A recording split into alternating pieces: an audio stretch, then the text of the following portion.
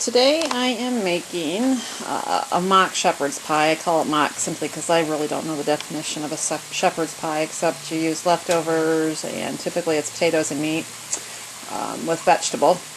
As you can see, I'm browning my hamburger on the stove. I had quite a few mashed potatoes left over from Christmas dinner. Did not have enough room in the icebox, so here in the north, to compensate for lack of room, we put stuff out in the car when we need extra room in the winter. But unfortunately my potatoes froze. I've never had that happen. I guess I've never put them out in the freezing temperature like that before. So I'm going to spend a little bit of time thawing them to see if they're going to be usable. I don't see why they would not be. I may need to whip them again to make them a little creamier, because I'm afraid they might be become kind of gritty. But we'll see if he's excited about the shepherd's pie. If I need to make more, I will just do that real quick. The guys are out cutting wood today, and I'm trying to get them a hot lunch made. So we'll get this done, and then I'll come back and show you how I assemble it. The potatoes thawed. They thawed fine. I put them in the oven with a lid on top of the pan that I took them out of the stainless steel pan that I mashed them in, cooked them in on top of the oven, and put them in an enamelware pan, put a lid on it, and they thawed fine. There's no problem. I know they sell these in the grocery store. I don't buy that type of stuff, so I wasn't sure what kind of texture we were looking at, but they appear fine, especially for something like this. I'm a little handicapped here. I should have an extra set of hands so I can make the gravy and the hamburger and hold this at the same time. But I don't, and I have to move too much to have the tripod set up, so just please bear with me. What you see in with the hamburger is not grease. This is a very lean hamburger. In fact, you see my kettle right there. I have to continually add water to this because it dries out. It is that lean. So for those that are grease squeamish, this is not grease. But one of the things that I am a huge advocate for scratch cooking and for cooking so it's not tedious. There are meals that you're going to make from scratch that are tedious, but most of the stuff gets a bad rap, and so people turn to convenience food.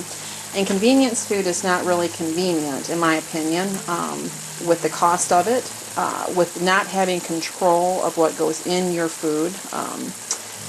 If you watch the bread making video, you'll know the comparison I made between a store-bought loaf of bread and a homemade loaf of bread. Or, you know, you could do anything like that. Any boxed item. If you look at the ingredients, most of them aren't even going to be... You're not going to set it down on your table, that particular ingredient, and eat it. And, you know, yeah, you're not going to set baking powder or yeast on your table either and eat it, but at least you're going to know what it is and be able to pronounce it. So to me, there's a whole world of difference there. And also,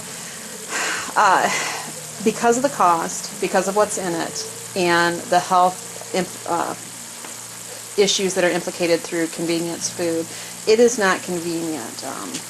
It creates a whole other area and a whole new video. I mean, that's a whole different, I guess, kettle of fish here.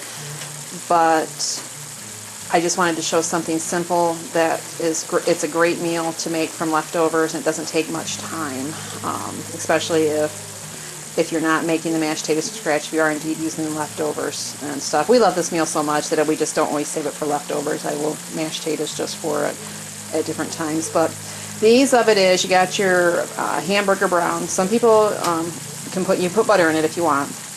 I do not. I just have a little liquid in there, and then I pour in some flour. Now I'm right-handed and I'm doing this with my left, so like I said, bear with me here, please. This is my favorite kitchen tool. It's a batter beater, but I use it for just about everything. I'm going to try to switch hands here and videotape at the same time. Now, what will happen is you will start to get a thick paste in your burger, and that's exactly what you're going for.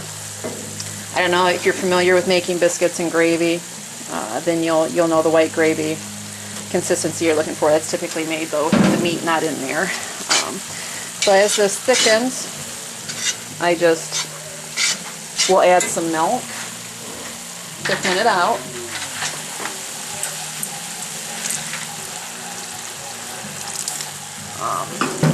Stir it up, get a little bit of a paste going on. Typically I will add more flour and try to keep it in the pan. it makes a good amount of gravy. You know, a pound or two of ham. This is obviously more than a pound, but a couple pounds of hamburger. You can do a good sized roaster pan. Over potatoes. My potatoes, I didn't have a whole lot left, as much as I'd hoped. I usually like to have about 1.5 inches on the bottom under the hamburger gravy. It's only about 1 inch thick. So I'm going to turn this off though and finish up making this, and then I'll bring it back. Okay, you can see the consistency of what I'm going for here. Pasty. Because it's going in a casserole, I don't want my potatoes to get thinned out from the gravy. And like I said, we love this meal, and my guys like it just on, if I make mashed potatoes, then I'll put this on top without making it into a pie. I'll put it on top, and the gravy's much thinner then, and I'll sprinkle cheese on top of it there.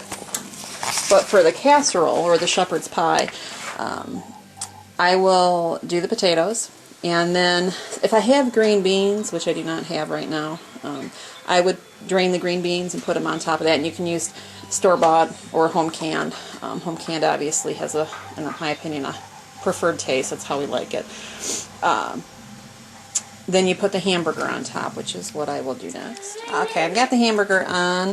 One thing I forgot to mention, this particular dish really is enhanced by putting the salt and pepper in to the gravy while you're cooking it.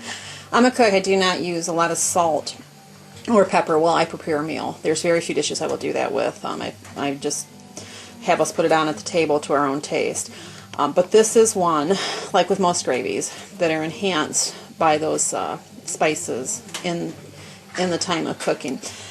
And then all I do is I take some grated cheddar cheese and just sprinkle it on top, and I'll pop that in the oven, and it'll be lunch and supper for us.